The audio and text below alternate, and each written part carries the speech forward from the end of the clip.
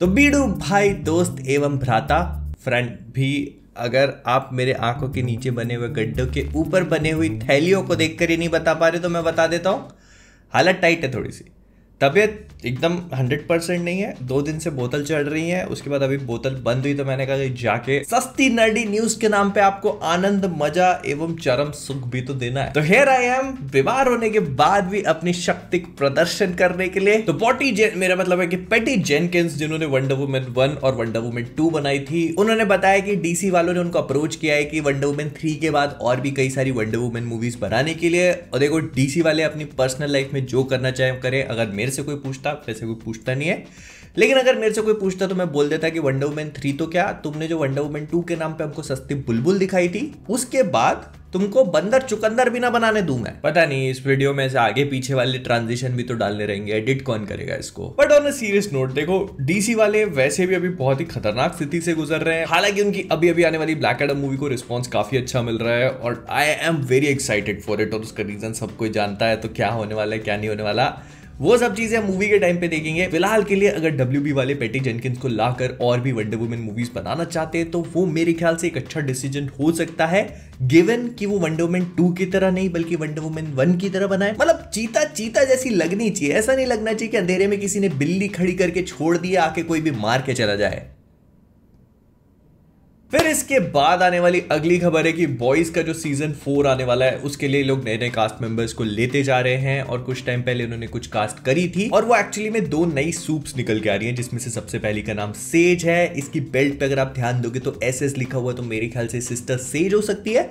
और वैसे तो कॉमिक बुक्स में दोनों ही कैरेक्टर एग्जिस्ट नहीं करती हैं, लेकिन फिर भी अगर मुझे थोड़ा बहुत गेस वर्क करना हो तो जो हमने सीजन 2 में वो सेज सेंटर जो पूरा देखा था, जहां पर इंसानों के ऊपर एक्सपेरिमेंट्स कर रहे थे, तो हो सकता है कि उससे किसी ना किसी वे में कनेक्टेड हो। और दूसरी जो है उसका नाम फायर क्रैकर है, मतलब हिंदी में पटाखा। अब देखो फोटो से भी शादी हो गई नहीं बोलना चाहिए, है पर है। तो अगर आप ध्यान से देखोगे तो ऐसे लारा क्रॉफ्ट वाली पूरी अटायर दी हुई है, रेड ब्लू जो अमेरिका का झंडा होता है वो तो है ही है, उसके भी ऊपर से जांघिया पे पिस्टॉल दे रखी है, मतलब फटेगी। लेकिन अगर इसके बारे में कोई कॉन्क्रीट इन्फॉर्मेशन आप ढूंढ रहे हो तो मेरे पास नहीं है, क्योंकि ये दोनों कैरेक्टर्स कॉमिक बुक्स में एग्जिस्ट नहीं करती है।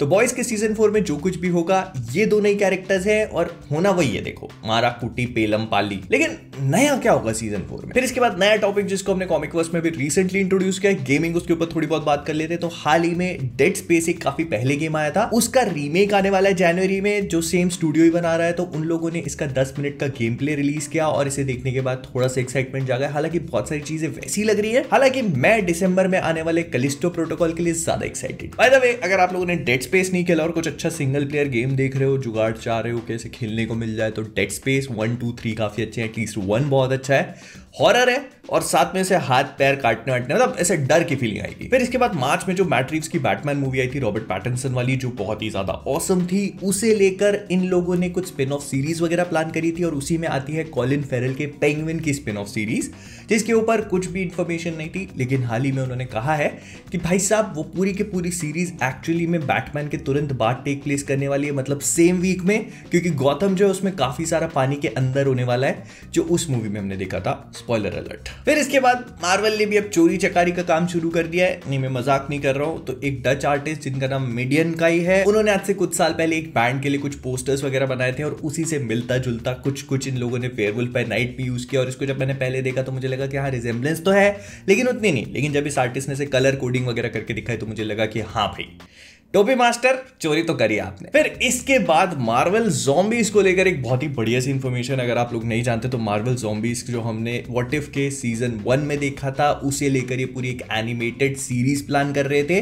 और उसका जो सीजन 1 है उसमें 4 एपिसोड्स होने वाले। सुन के थोड़ा सा बुरा लगा और ऐसा लग रहा था कि थोड़े ज्यादा हो तो देखने मजा आता। अगर हमको जॉम्बी थैनोस, जिसको बीच में से काट दिया गया था और उसमें से खून नहीं निकला एक बूंद भी, वो और उसके अलावा जॉम्बी वंडा देखने मिल जाती है तो फिर ठीक है, चला लेंगे भाई काम। लेकिन मजाक मस्ती एक तरफ, अगर आप लोगों ने मार्वल ज़ॉम्बीज की कॉमिक बुक्स पढ़ी है तो आपको पता होगा कि कितना ज्यादा ब्रूटल और कितना ज्यादा गोरी, कितना ज्यादा वायलेंट है। खून खराबा, एक दूसरे को खाना पीना ऐसे ही चलता रहता है। इधर नाश्ता खाना डिनर सब एक दूसरे से करते हैं ये लोग।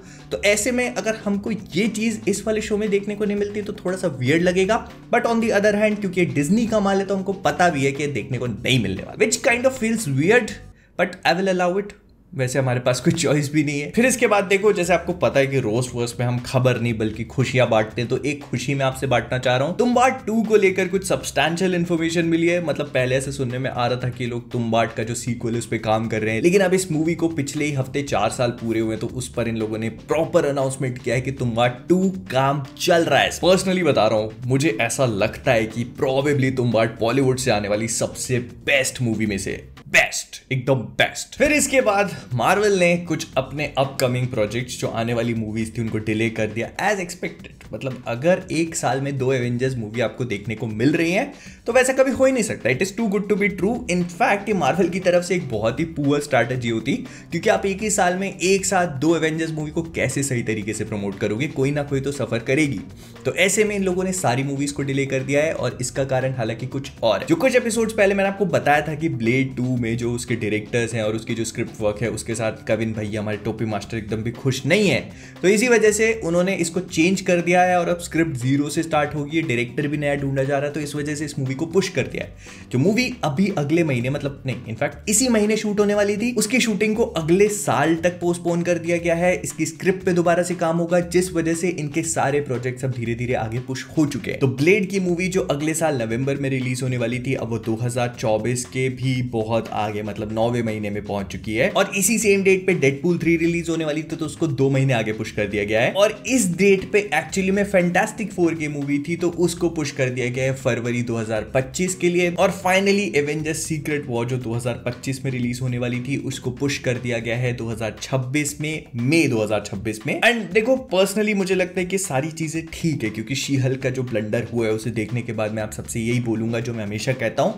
करना है तो ढंग से करो, नहीं तो कोई जरूरत नहीं है, घर बैठो पा दो आराम से। लेकिन इसके बाद वाली खबर बहुत ही बढ़िया है। इनफैक्ट वो इंसान जिसका नाम सुन के यूट्यूबर लोग अभी भी थर थर कांप उठते हैं, वो जो काम कम और कांड ज्यादा करता है, वो जो लोगों की इच्छाएं पूरी करने के नाम पर उनकी आत्माएं गिरवी रखवा लिया करता है, फ्यूरी मेकर्स का बेस्ट फ्रेंड और वहीं पर उनका वर्स्ट एनिमी भी, नाम है बोल दूं क्या, मेफिस्ट। डर तो अभी भी है, लेकिन अच्छी बात यह है कि जो मार्वल की अपकमिंग आयरन हार्ट सीरीज है, जिसको हम ब्लैक पैंथर वकांडा फॉरएवर में भी देखेंगे, उसको अपनी खुद की एक सीरीज मिल रही है। तो उसका जो मेन विलन हुड है, उससे प्रोबेबली इसी कैरेक्टर से अपनी सारी पावर्स मिलने वाली है। ऐसा सुनने में आया था कि एक रोल है जिसको साशा बैरन कोहेन प्ले करने वाले हैं। अगर आप लोग इस बंदे के बारे में, इस लेजेंड के बारे में नहीं जानते हो, तो एक बार बोराट 1, बोराट 2, डिक्टेटर ऐसी मूवीज देख लेना, आपको पता लग जाएगा कि अलादीन किस चीज का नाम है। तो पहले ऐसे सुनने में आ रहा था कि ये भाई साहब इस शो में डोरमामू का एक डिफरेंट वेरिएंट प्ले करने वाले हैं, जिस बात को मैंने ऐसे ध्यान नहीं दिया। लेकिन फिर अब सुनने में आ रहा है कि डोरमामू का डिफरेंट वेरिएंट नहीं, भाई साहब साक्षात मेफिस्टो है ये। और देखो, अगर ये चीज सही हो जाती है तो आपको पता ही कि मेरे से ज्यादा खुश कोई होगा नहीं।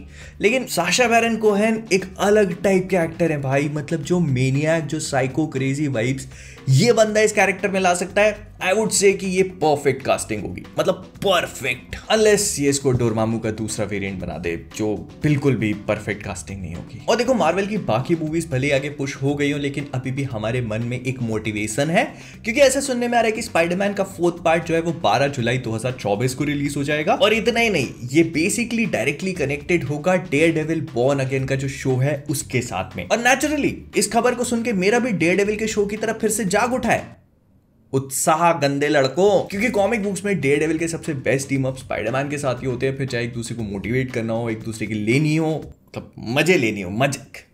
गंदी सोच। जैसे फॉर एग्जांपल, एक बार डेयरडेविल बहुत ज्यादा कैरिड अवे हो जाता है और उसकी वजह से, मतलब उसकी गलती की वजह से एक किसी क्रिमिनल की जान चली जाती है, तो स्पाइडरमैन डेयरडेविल को रिटायर करवाने आता है। और उसकी बात सुनकर डेयरडेविल काफी टाइम तक रिटायर्ड भी रहता है, लेकिन फिर जब वो वापस जाता है तो डेयरडेविल को रोकने के लिए फिर स्पाइडरमैन आता है। फिर दोनों की फाइट वाइट होती है, लेकिन अच्छे मोमेंट्स भी बहुत है। जैसे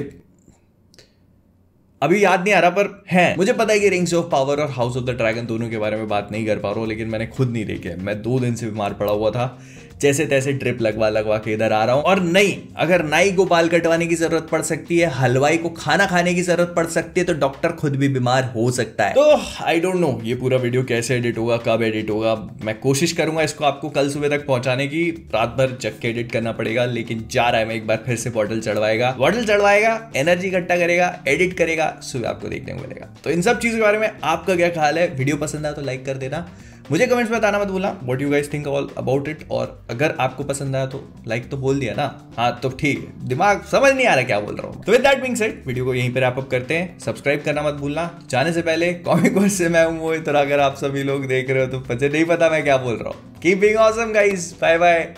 बॉटलों पे चालू है आदमी। बेटा दुनिया गाय को खिलाती है, कुत्तों को खिलाती है, लेकिन एक बार इन सुअरों को खिला के देखो, स्वर्ग मिलेगा, स्वर्ग।